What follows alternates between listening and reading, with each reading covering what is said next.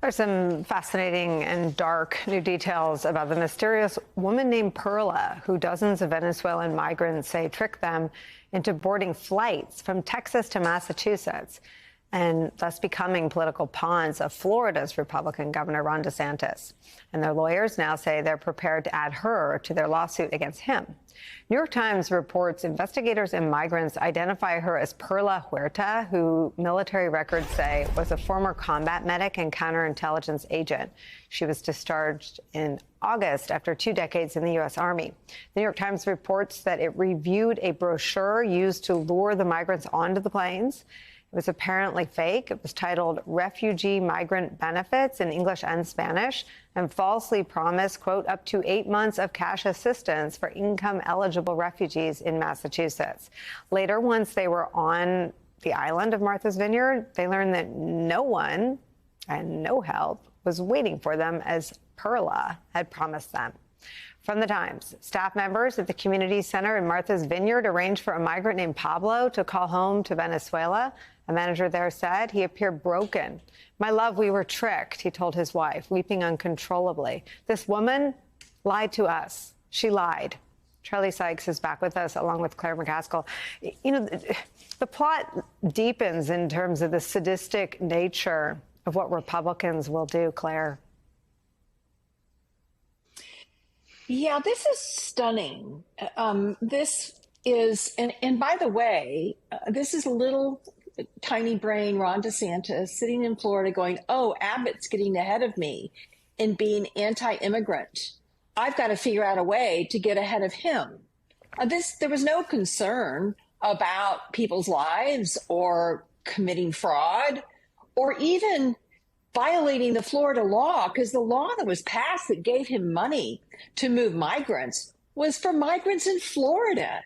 He had to recruit some counterintelligence operative to go to Texas, to draw up fake brochures, to recruit unknowing people who had walked through countries for days and months on end, subjecting themselves to all kinds of horrors to get a chance at working in this country to help their families, lying to them and then taking them to Martha's Vineyard, thinking it was going to be some wonderful political win for him, when in reality, the people of Martha's Vineyard did nothing but just want to help him.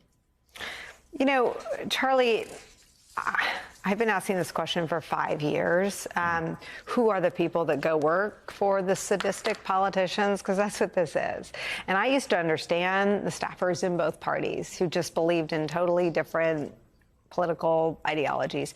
I do not understand how people sign on to the sadistic assignment of going to a state, as Claire said, with funds that are not from that state. I mean, the legality of taking Florida state funds, traveling to Texas, moving migrants located in Texas to Massachusetts, moving all these humans across multiple state lines, seems like extraordinary legal exposure for all of the accomplices of that scheme.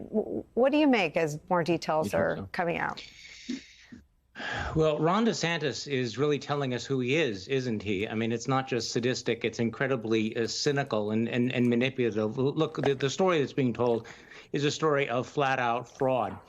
Fraud in order to advance a political agenda, to trigger the libs, to create a media stunt. And so, you know, in some ways, again, this seems like it's an old story that the cruelty is the point. But it's the manipulative and deceptive cruelty that Ron DeSantis has decided that he will use to advance his political career. And the unfortunate thing is that it might. That in the current political environment with the current incentives, this might work on his behalf, which is why it is so important that the legal system continue to operate. Because I don't care if you are the president of the United States or you're the governor of the state of Florida or Texas, if you are engaged in this kind of rank fraud and deception, you ought to be held accountable for it.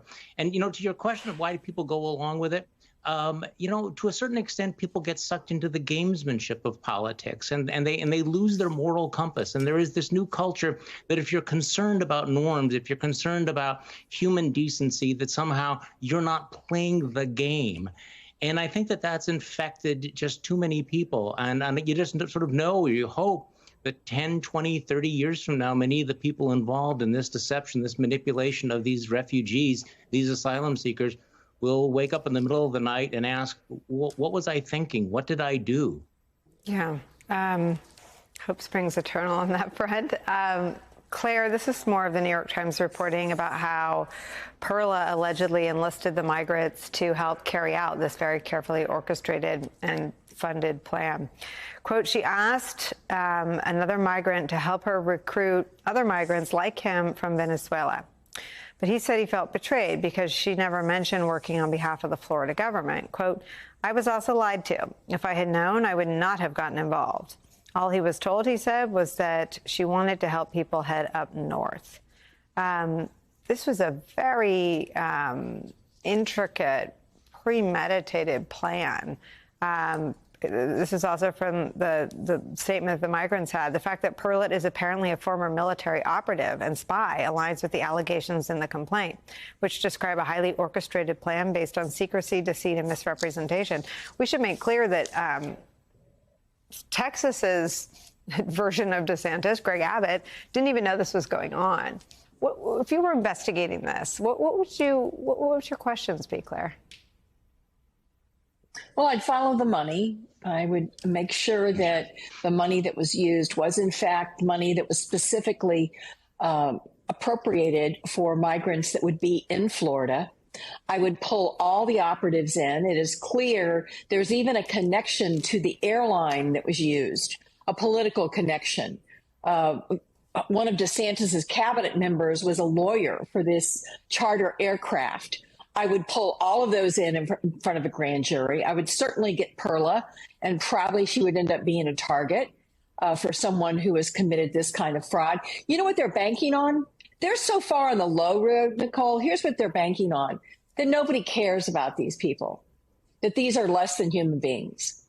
And if you take in isolation who these people are, it is startling that someone who professes to be a Christian would treat these people this way, because all these people want is to work hard and try to take care of their families coming from a desperate situation.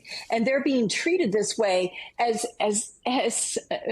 was just said. These are pure political pawns in a political stunt based on fraud and deceit. And somebody ought to go to jail over it.